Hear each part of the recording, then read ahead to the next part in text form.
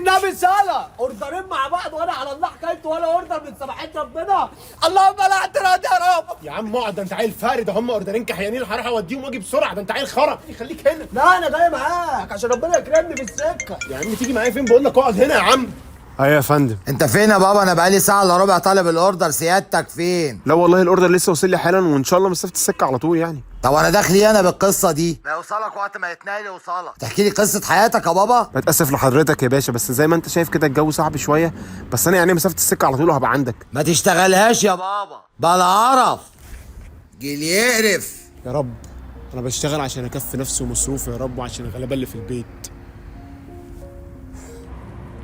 في ايه يا عم مالك بتزعق كده ليه؟ هو الراجل ده بياكل عياله ولا ايه؟ ادي اللي بناخده من الشغلانه ومن الزباين يا عم، محدش حاسس بينا ولا بالساعه اللي احنا فيها، كل اللي همه بس ان هو يوصل له الاكل وخلاص، لكن لا فارق معاه بقى حد جاي له على عجلتين، حد ماشي في